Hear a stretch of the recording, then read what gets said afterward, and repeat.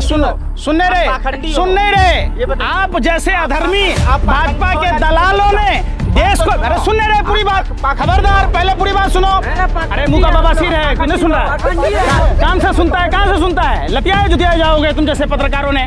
बात पूछो प्रधानमंत्री से। अरे बेशर्मो, लैट्रिन को च्यवनप्राश समझ के खाते हो क्या? कौन सा सांसद है? अरे लबरा, लबरा ये मत करो। पत्रकार हो कि क्या हो, आतंकवादी हो? जिन उद्योगपतियों के चुप रहोगे, समय दूर नहीं, देश की जनता लतियाएगी जुतियाएगी, याद रखना। मैं जो कह रहा हूँ सुनो। अरे सुनो, मुंह का बवासीर है, सुन नहीं रहे। और यहाँ तक कि टैक्सों में भी कटौती हुई। अरे हकलाओ मत, सुनो पहले। अरे सुनो, अरे सुनो, हकले सुनो पहले। अभी प्रधानमंत्री से पूछो, अगर यति नरसिम्हानंद की जगह कोई मुसलमान होता तो आज उस पर एनएसए और यूपीए लगाने की बात होती। एक आदमी मंदिर में बैठकर अपने ही देश के तिरंगे का अपमान करता है और साथ में हिंदू धर्म का विरोध करता है, जिसका विरोध 52 सालों तक गोरे अंग्रेजों के दलाल और मुखबिरों ने किया था, जिन्होंने अपने पैरों तले रौंदा था, जिन्होंने अपने कार्यालयों पर नहीं फहराया था। आज उनको भी मजबूर होना पड़ा कि उन्हें तिरंगा के सत्यता को स्वीकार करना पड़ा। जिस तरीके से तिरंगा रैली निकाली जा रही है, हर जगह कहा जा रहा है कि घर घर तिरंगा है, तो कैसे देख रहे हैं पंकज? निश्चित तौर पर सत्य की जीत हुई है।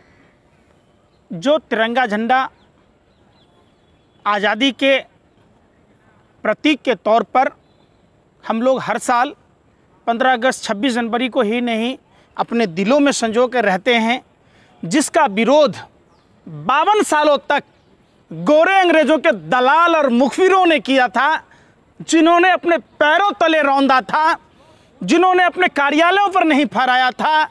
आज उनको भी मजबूर होना पड़ा कि उन्हें तिरंगा के सत्यता को स्वीकार करना पड़ा। ये लोग जिस समय तिरंगा लेकर देश के महापुरुष क्रांतिकारी योद्धाओं ने 2-2 विश्व युद्ध के विजेताओं को दांत खट्टे किए, 7 समुंदर पार भेजा, उस समय ये तिरंगे का विरोध करते थे। ये गोरे अंग्रेजों की दलाली और मुखबरी करने वाले लोग उस समय, जब आपने देखा होगा, चाहे आज़ादी की लड़ाई लड़ने वाले जितने भी क्रांतिकारी योद्धा थे, सबका वो विरोध किया करते थे। सुभाष चंद्र बोस जब आज़ाद हिंद फौज का गठन किया, तब इन लोगों ने कुछ लोगों को मना किया कि आज़ाद हिंद फौज में ना जाएं। लेकिन अभी जब विरोध हो रहा है, यति नरसिम्हानंद कह रहे हैं भगवा लगाओ, झंडा न लगाओ। निश्चित तौर पर भारतीय जनता पार्टी के तमाम नेता और आरएसएस के नेताओं के लिए, खासकर देश के प्रधानमंत्री और तारीपार गृह मंत्री के लिए मुंह पर करारा तमाचा है। अगर यति नरसिम्हानंद की जगह कोई मुसलमान होता तो आज उस पर एनएसए और यूपीए लगाने की बात होती। आखिर मोदी सरकार और अमित शाह क्यों नहीं उन्हें अरेस्ट कराने की बात कहता? जब भाजपा की महिला नेताओं के बारे में उन्होंने अभद्र टिप्पणी की, जब उन्होंने तिरंगे के बारे में अभद्र टिप्पणी की, वो भारतीय जनता पार्टी का एक जो सर्कस है, उस सर्कस का एक बहुत बड़ा जानवर, जिसको भारतीय जनता पार्टी ने खुले सांड की तरह छोड़ रखा है, ये सरकार की जो नाकामी है उसको दर्शाता है कि एक आदमी मंदिर में बैठकर अपने ही देश के तिरंगे का अपमान करता है और साथ में हिंदू धर्म का विरोध करता है। निश्चित तौर पर इसको एनएसए यूपीए के तहत जेल में डाला जाना चाहिए और राष्ट्रद्रोह का मुकदमा दर्ज करना चाहिए। पाखंडी कह रहे हैं, कहते हैं हिंदू पाखंडी हैं, तिरंगे ये देखिए, बहुत नुकसान हो गया। अपने दिल से जानिए पराये दिल का हाल। ये हिंदू धर्म के नाम पर पाखंड फैलाने वाले लोग हैं।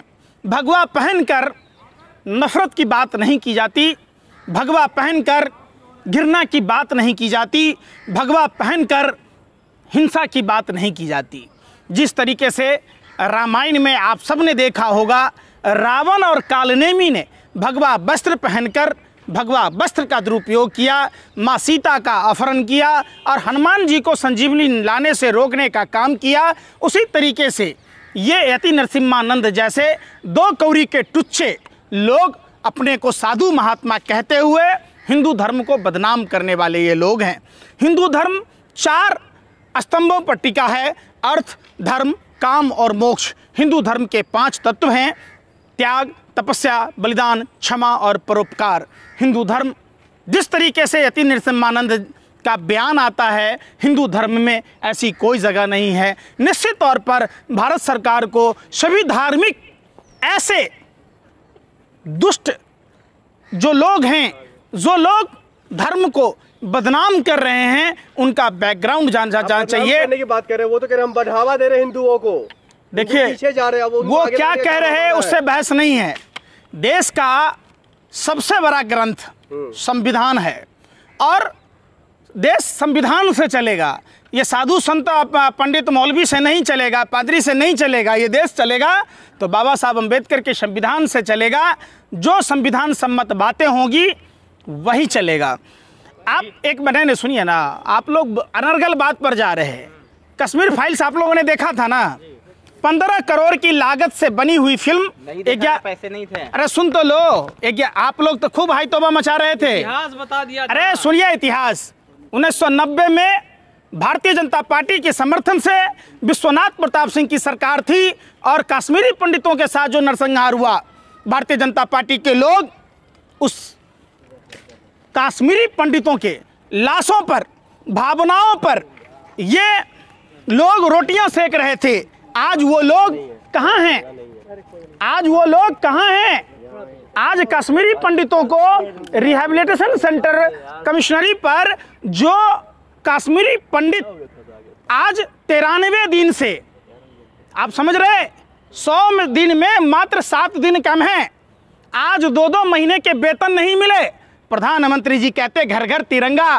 प्रधानमंत्री जी कुछ तो शर्म कीजिए। ए भाजपाइयों, आरएसएस वाले, चड्ढी वालों, कम से कम शर्म करो। उन कश्मीरी पंडितों के लाशों पर तुमने राजनीतिक रोटियां सेकी है, पूरे भारत में घूम घूम कर वोट मांगी है और उन कश्मीरी पंडितों के पुनर्वास की आज तक व्यवस्था नहीं हुई और कश्मीरी पंडितों के वेतन रोक दिए। कश्मीरी फाइल्स का टिकट फ्री, झंडा के पैसा लेंगे, झोला फ्री, जनता के टैक्स के पैसों से। सुन तो लो, सुनने का पैसा लग रहा है क्या?